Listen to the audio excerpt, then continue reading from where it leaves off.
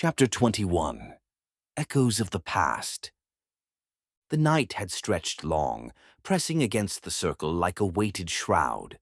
Their journey had taken them far from the mountain's edge, but not far enough to leave the past behind.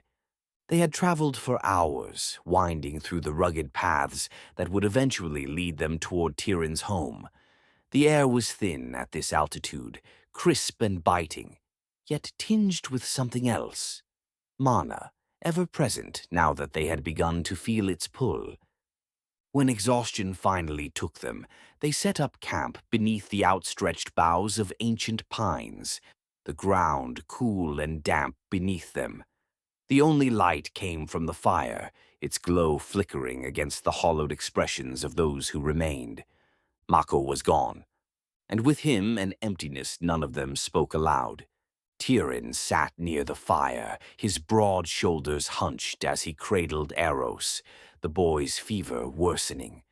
The young Manaborn shifted beneath the weight of his own dreams, caught in something none of them could wake him from.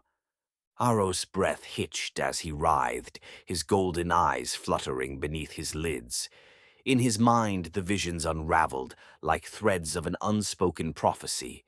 The World Tree. It stood before him, vast, towering, eternal. Its branches stretched across the heavens, woven between the threads of time and fate. Beneath its roots the world trembled, and the mana pulsed like the heartbeat of existence itself. And then the sky split. Aros saw shadows, knights clad in black armor, their eyes like burning embers, riding upon beasts wreathed in shadow fire. They marched upon a dying land, their swords steeped in tainted mana, their presence a herald of destruction. Beyond them, at the heart of it all, a figure stood cloaked in darkness. A dark elf, her violet eyes glowing with an unnatural light, her voice whispering to him through the void. Aros.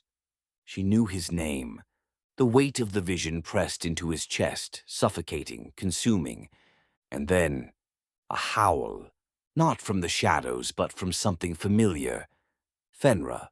She was there, silver-furred and watching him from the edges of the dream, her golden eyes burning like twin suns in the darkness.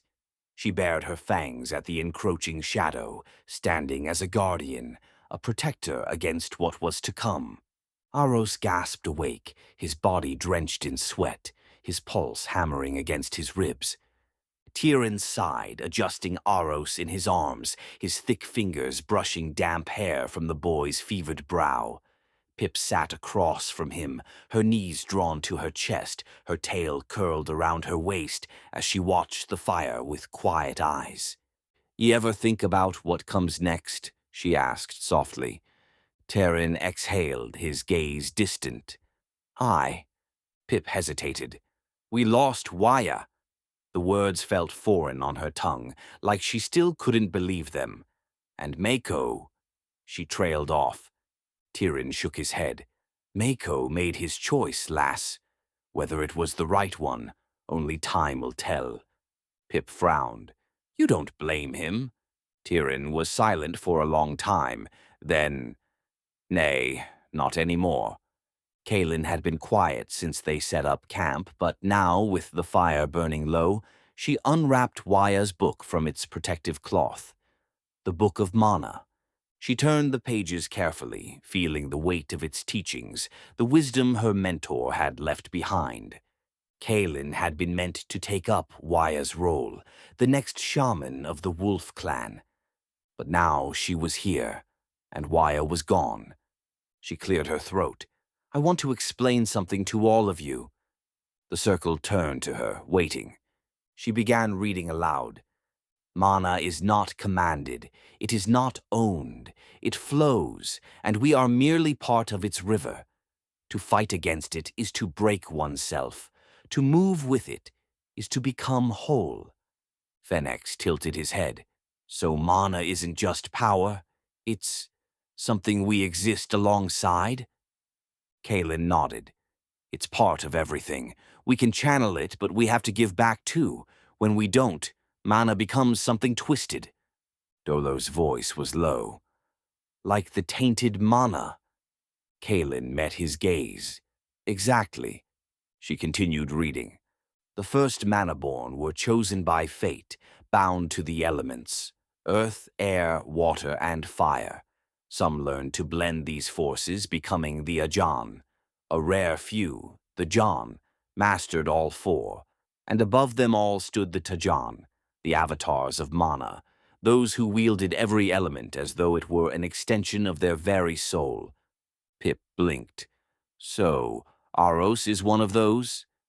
Kaelin hesitated. Maybe. If Mana chose him, he might be more than we realize. Silence settled between them. Then Dolo exhaled sharply, because for the first time since he had started this journey, he heard the wind. It wasn't a voice, not truly, but it was something. A breath curling through the trees. A presence. A whisper that carried no words, only understanding. And suddenly, Dolo wondered, was this what Mako had heard all along? Had the earth spoken to him in ways none of them had understood? Had his bond with Mana been something different? Not madness, but communication? Dolo clenched his fists. Had he been wrong? Had his anger blinded him to the truth? Some must follow their own paths, no matter what has happened. The wind carried the words through his thoughts, not in speech, not in language, but in meaning. Dolo regretted Mako leaving. He felt the wind, the mana soothed his mind.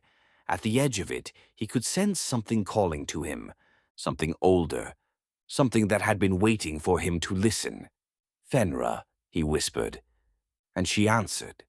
Not in words, not in sound, but in a feeling he had known since his youth. The bond between them had never faded.